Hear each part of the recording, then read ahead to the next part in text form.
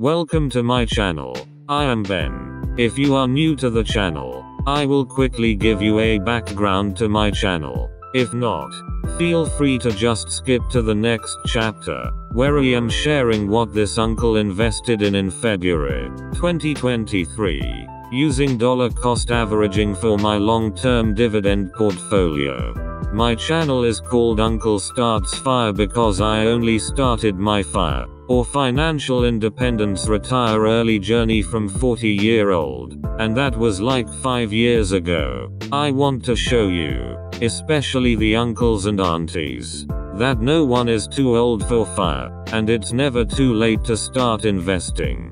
With the right strategies, you can achieve your financial goals, even if you are starting in your 40s. To give you a bit more details on my investments, they consist of: number 1, the dividends portfolio, which is the biggest. Number 2, the diversified growth portfolio, which is also important for achieving FIRE. And number 3, a very small opportunistic portfolio. Please watch my channel introduction video with more details of what is in my FIRE portfolio in my earlier video, with the link at the top right hand corner.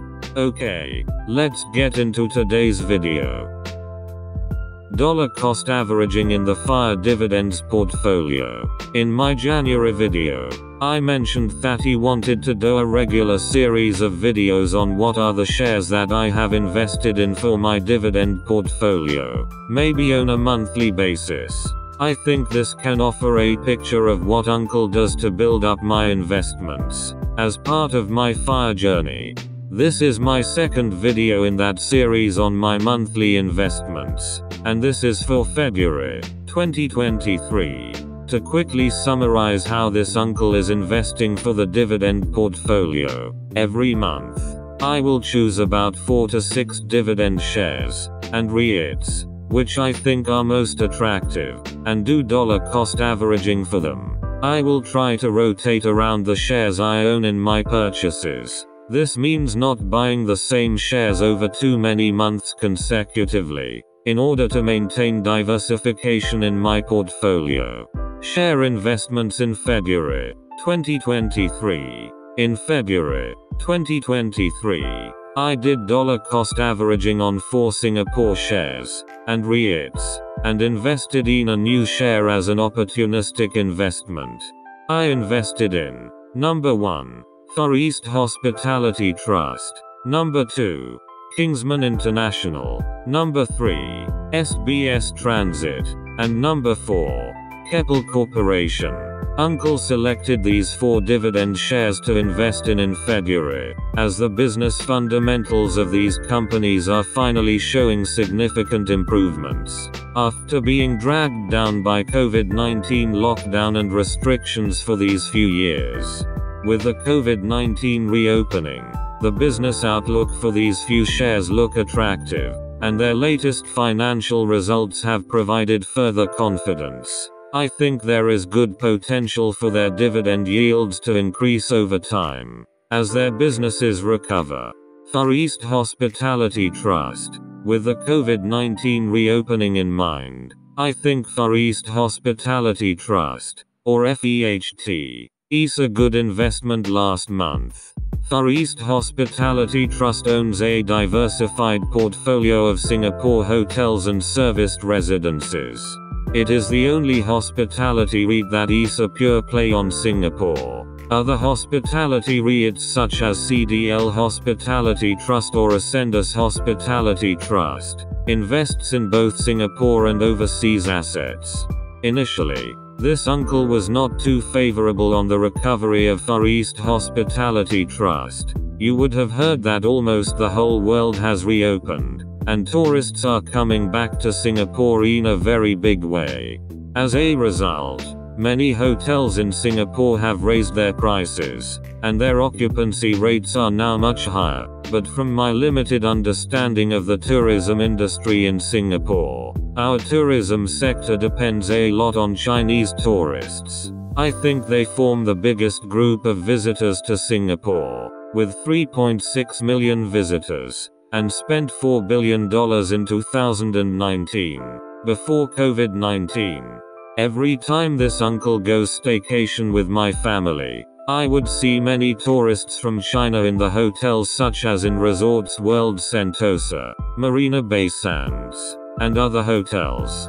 So I was reluctant to invest in Far East Hospitality Trust, a purely Singapore-based hotel REIT, unless the most significant slice of our tourism sector, that is the Chinese tourists, were coming back.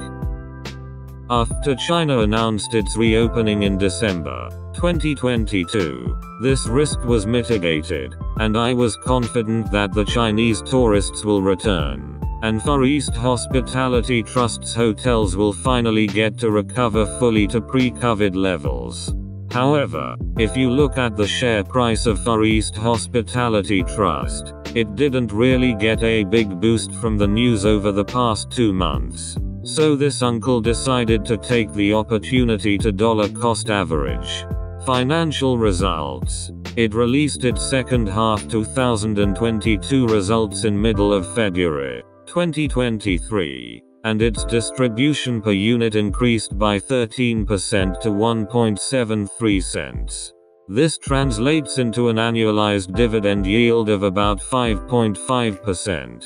This is on the back of almost a 100% increase in the average hotel room rates. Wow, how many businesses can increase their prices by 100%, and the customers will still rush to buy? Not bad, huh? And I think their dividend yield will further increase as the Chinese tourists return to Singapore. There is good upside as the hotels and serviced residences earn beyond the minimum fixed rent. Once that happens, there will be a jump in revenue from the variable rent. If you read up on hospitality REITs such as Far East Hospitality Trust, you will often see fixed rent and variable rent.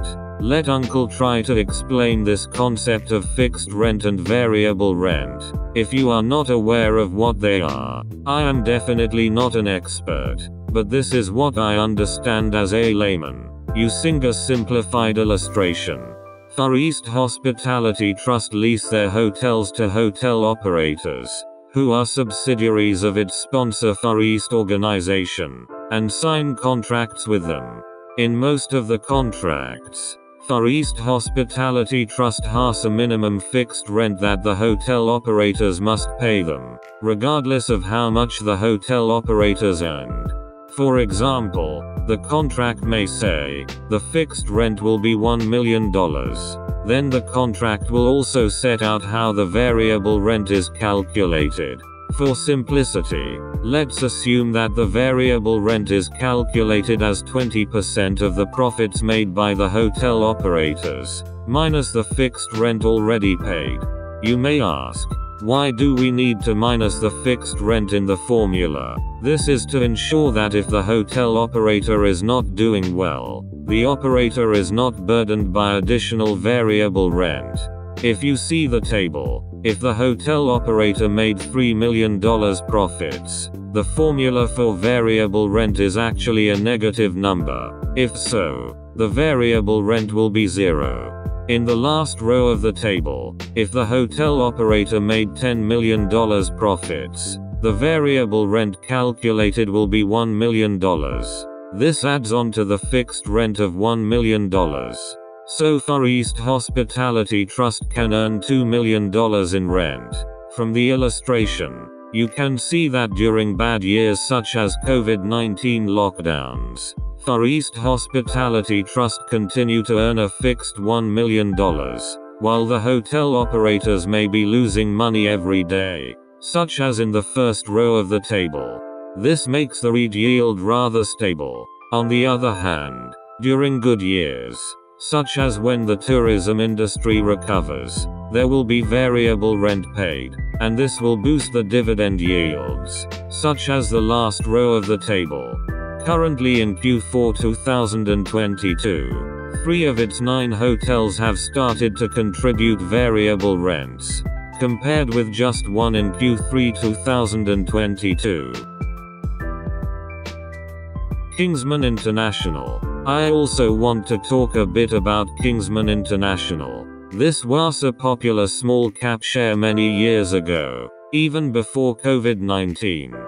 This uncle bought into it some time ago, and held on to it when its business deteriorated earlier. This is because I see some light at the end of the tunnel for its businesses in the longer term, and the efforts of the management in cost control and finding new businesses were commendable. Kingsmen was most well known for its businesses in retail and corporate interiors. This means they are like the interior designers of retail shops, including for many high-end luxury shops, such as LVMH Group, Ralph Lauren, Tiffany & Company. These shops will not spare any expenses to make their shops look fantastic, and will refresh their interiors quite frequently. You get what I mean. However, with the economic downturn maybe around 2015, and more people going for online shopping, this part of their business suffered.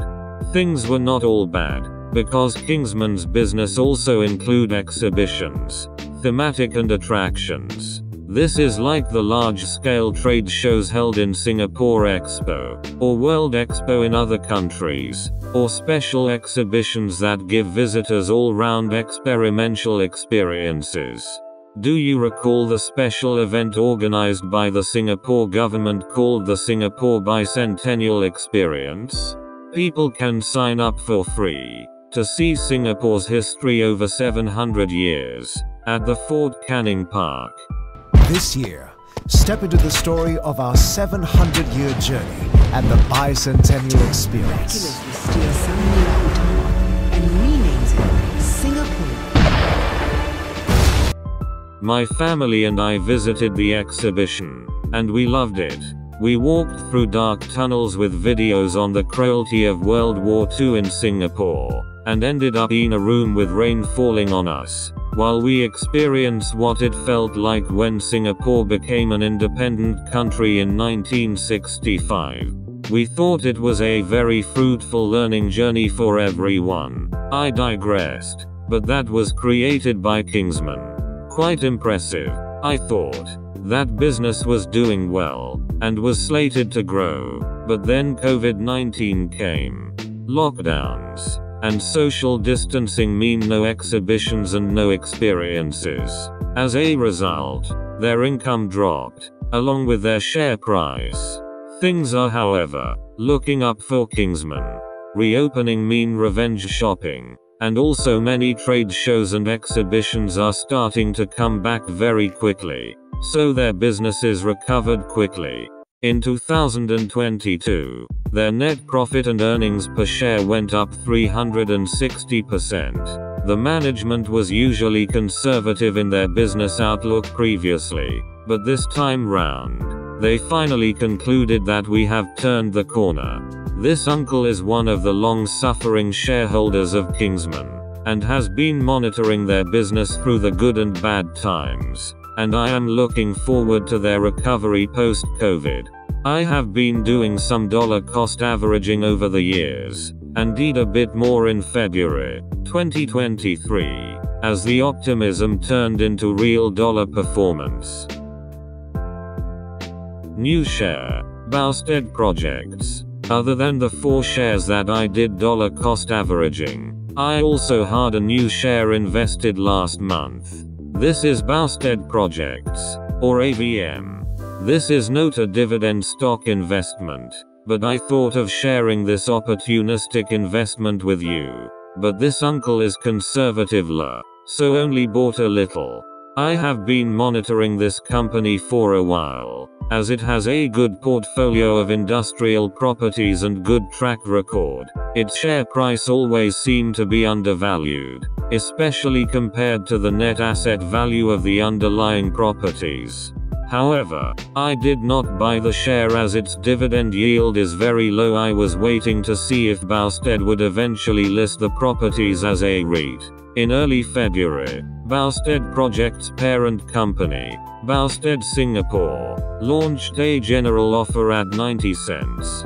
This price seemed very undervalued, as the net asset value of Boustead Projects was at $1.265. At the same time, there was a lot of accretion for Boustead Singapore, whose share price jumped after the announcement. As the offer was very lopsided, I thought the existing offer price will not be accepted, and Boustead Singapore will have to raise its offer price. After the announcement, Boustead Projects share price went above 91 cents. There was little downside to buy at that price, but has potential upside. It is very unlikely that 90 cents will be accepted by existing shareholders. On the other hand, with so much benefit or accretion to Boustead Singapore, it is likely willing to sweeten the deal with higher offer price. So I went in a little. On the 24th of February, Boustead Singapore upped the offer price to 95 cents, locking in some gains for me. I have not decided what to do with this, as I am not sure whether this will really be the final offer, or there will be some competitive bids from other companies. But anyway, you know this uncle is a long-term investor who relies on dollar cost averaging, not really an opportunistic investor whore. So this will not be a main feature of my investment portfolio. But this transaction is still very juicy, so sharing with you law. That's a wrap. This has been my video on the 4 dividend stocks and REITs that this uncle did dollar cost averaging on, and the reveal offer juicy, opportunistic buy in February 2023. It is this uncle's investment philosophy that both dividend shares, and also growth shares, have important roles to play in an investment portfolio, in order to be able to meet my objective of retiring early. I will provide details of my growth portfolio in the coming videos, so please look out for them. I hope you like this video. Be sure to like and subscribe to this channel, so that you will not miss future videos about my journey and my portfolio. Bye.